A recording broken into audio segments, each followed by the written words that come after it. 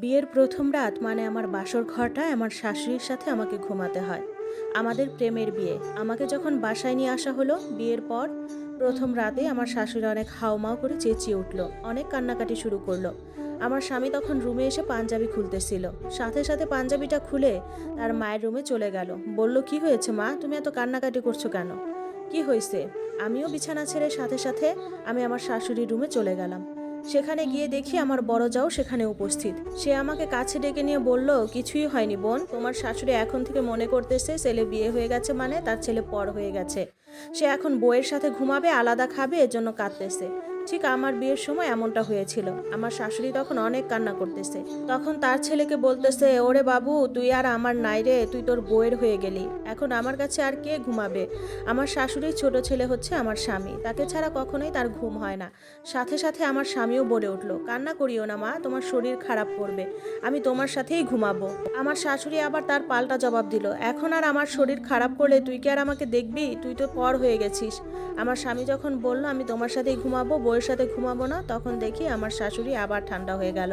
আর কোনো চিৎকার চেঁচামেচি নাই। এটা দেখে আমার অনেকটা মন খারাপ হয়। আমি আমার রুমে চলে আসি। তখন আমার বড় যাও আমার রুমে চলে আসে। সে এসে বোঝায়, এই কথাগুলো কাউকে বইলো না বইন। এরকমই বইন, তোমার স্বামী আমার স্বামী দুইজনেই মা ভক্ত, এবং তার মা যা বলে তাই শুনে তারা।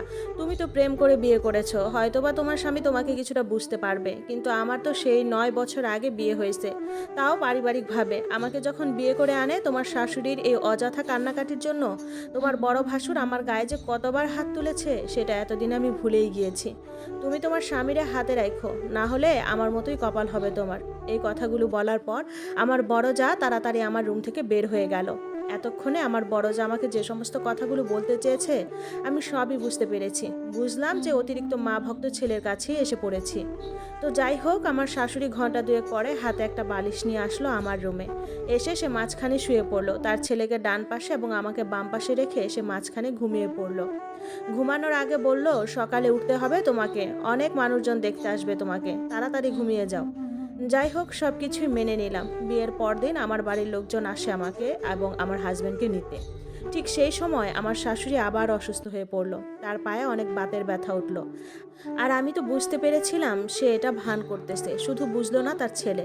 আমাকে আমার ভাই আর আমার দুলাভাই নিতে আসছিল, তো আমি তাদের সাথে চলে গেলাম। বিয়ের 4 দিন পরেও আমার স্বামী আমাকে নিতে গেল না, বলে একা একা চলে এসো, আমি মায়ের কাছে আছি, মা খুব অসুস্থ। এর মাঝে বড় যার কাছ থেকে শুনলাম শাশুড়ির তেমন কিছুই হয়নি, শাশুড়ির পায়ে আগে থেকেই বাতের ব্যথা ছিল, সেটাই। ডাক্তার বলেছে কোনো সমস্যাই না এটা। আমার বাবার বাড়ি থেকে আমার শ্বশুর বাড়ির 3 ঘন্টার দূরত্ব ছিল, বেশ অনেকটা জার্নি করতে হয় গাড়িতে। আমার বাবার বাড়ির লোক ছি ছি করতেছিল, যেহেতু আমি দেখে শুনে পছন্দ করে বিয়ে করেছি। তারপরও যদি এরকম হয় তাহলে তার কথাই নেই। সেদিন বাসায় আসার পর আমার মনটা অনেক খারাপ হয়ে যায়। আমার স্বামী যখন আমার রুমে আসলো তখন আমি তার সাথে অনেকটা রাগারাগি করি। বলি যে, তুমি আমাকে কেন আনতে গেলে না, তুমি তো আমাকে আনতে যেতে পারতে। তখনই আমার স্বামী আমাকে একটা ঠাস করে থাপ্পড় বসিয়ে দেয়, বলে, আমার মা অসুস্থ, তোর সাথে কি পীড়িত করতে যাব? একে তো ছিলাম আমি নতুন বউ, তারপর ভালোবাসার মানুষের কাছ থেকে এসব ব্যবহার দেখার পর আমার যে কীরকম খারাপ লাগতেছিল সেটা আমি নিজেই জানি। এভাবে দেখতে দেখতে আমাদের বিয়ের 1 বছর কেটে গেল। আমার স্বামী প্রায় সময় তার মায়ের সাথে ঘুমাতো, তার মায়ের রুমে যেয়ে ঘুমাতো। এত বড় ছেলের সাথে যে মায়ের ঘুমাতে হয় না, সেটা অন্তত আমার শাশুড়ি বোঝে না। আমার অনেক দিনের শখ আমি কক্সবাজার যাব, সমুদ্র দেখব। হঠাৎ একদিন আবদার করেই বসলাম আমার স্বামীর কাছে, চলো আমরা কক্সবাজার থেকে দুইজন ঘুরে আসি। তখন সে বলল, চলো, আম্মুকেও সাথে নিয়ে যাই, আম্মুর অনেক ইচ্ছে ছিল সমুদ্র দেখার। আমি তখন আমার স্বামীকে বুঝিয়ে বললাম, আগে তুমি আর আমি একটু ঘুরে আসি 2 দিনের জন্য, তারপর একসাথে আবার ফ্যামিলি নিয়ে যাব। বিয়ের পর তো তুমি আর আমি সেভাবে ঘুরতে পারিনি বা একা একা সময় কাটাতে পারিনি। তখন আমার স্বামী বলে উঠল, আমার আম্মুর অনেক ইচ্ছে ছিল সমুদ্র দেখার, আমি যদি এখন তাকে না নিয়ে যাই সে মনে অনেক কষ্ট পাবে। এই কথা বলার পর আমাদের আর যাওয়াই হয়নি। এভাবেই চলছে আমার সংসার জীবন। মাঝে মাঝে মন চায় যে সংসার রেখে দূরে কোথাও চলে যাই, যেখান থেকে আর ফিরে আসা যাবে না। স্বামীর ভরসায় সব কিছু আমি ছেড়ে আসলাম একটু স্বামীর ভালোবাসা পাওয়ার জন্য। সেই স্বামী এখন বোঝে না আমাকে। আমি কখনোই বলিনি যে তার মাকে ভালোবাসা যাবে না, তার মাকে সম্মান দেওয়া যাবে না। মায়ের ভালোবাসা মায়ের কাছে, বইয়ের ভালোবাসা বইয়ের কাছে।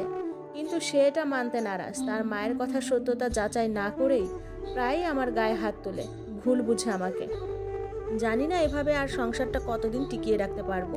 আমার জন্য দোয়া করবেন আপু, আমি যেন সংসারটা করে যেতে পারি। এই স্টোরিটা এক আপুর জীবন থেকে নেওয়া।